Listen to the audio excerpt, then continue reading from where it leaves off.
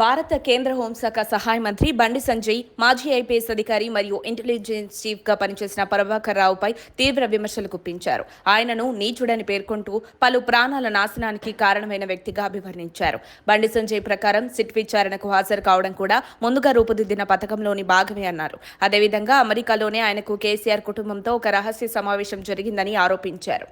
బండి సంజయ్ అభిప్రాయం ప్రకారం ప్రభాకర్ రావు చర్యల వల్ల అనేక కుటుంబాలు దెబ్బతిన్నాయని తెలిపారు. అతను కేవలం రాజకీయ నేతలే కాక న్యాయమూర్తులు, కార్యకర్తలు, ప్రజాప్రతినిధుల ఫోన్లను కూడా ట్యాప్ చేశాడని ఆరోపించారు. ఫోన్ ట్యాపింగ్ ద్వారా భార్యాభర్తల మధ్య సంభాషణల వరకు లొంగలేని పరిస్థితిని తీసుకొచ్చాడని ఆవేదన వ్యక్తం చేశారు. ఈ క్రమంలో సిట్ విచారణలో ఇచ్చిన ప్రభాకర్ రావు ప్రకటనను పబ్లిక్ చేయాలని బండి సంజయ్ తెలంగాణ ప్రభుత్వాన్ని డిమాండ్ చేశారు. ఈ వ్యవహారంలో ఎవరి ఆదేశాలతో ఫోన్ ట్యాపింగ్ జరిగిందో ప్రజలకు తెలియాలన్నారు. ట్యాపింగ్ ద్వారా పొందిన ఆడియోలు ఎవరికి పంపించబడ్డాయి, ఆ వీడియో ఆధారంగా ఎవరెవరిని బెదిరించారన్న వివరాలన్నీ బహిర్గతం చేయాలన్నారు.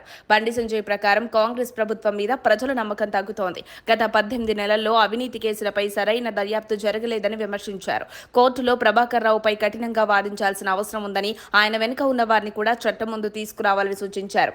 ఇదిలా ఉండగా గత బీఆర్ఎస్ ప్రభుత్వ హయాంలో రాజకీయ నాయకులు, ప్రజాప్రతినిధుల ఫోన్లు ట్యాప్ చేయడం సంబంధించి పెద్ద ఎత్తున ఆరోపణలు ఎదుర్కొంటున్న మరో కేసు ప్రణీత్ రావు వ్యవహారం కొత్త మలుపులు తీసుకుంటోంది. ఫోన్ ట్యాపింగ్ లో కీలక పాత్ర పోషించిన ప్రణీత్ రావు, ప్రభాకర్ రావు సూచనలతోనే కొన్ని కీలక సమాచారాలు నాశనం చేశానని సిట్ విచారణలో చెప్పినట్టు తెలిసింది. 2018 నుంచే తెలంగాణలో అక్రమ ఫోన్ ట్యాపింగ్ కార్యకలాపాలు సాగుతున్నట్లు పోలీసులు గుర్తించిన సంగతి తెలిసిందే. ప్రణీత్ రావు ప్రభాకర్ రావుకు బంధువు కావడం, అలాగే అతని కెరీర్లో ప్రతి కీలక దశలో ప్రభాకర్ రావు సహకారం ఉండటం గమనార్హం. నిబంధనలకు వ్యతిరేకంగా ప్రణీత్ ను డీఎస్పీగా ప్రమోట్ చేయడం వెనుక కూడా ప్రభాకర్ పాత్ర ఉందన్న ఆరోపణలు వస్తున్నాయి. మరిన్ని అప్డేట్స్ కోసం మా కాయ్ టీవీని సబ్స్క్రైబ్ చేసుకోండి. మా వీడియో కనుక మీకు నచ్చినట్లయితే లైక్ చేయండి, షేర్ చేయండి. మీ విలువైన అభిప్రాయాలను కామెంట్ బాక్స్లో తెలియజేయండి.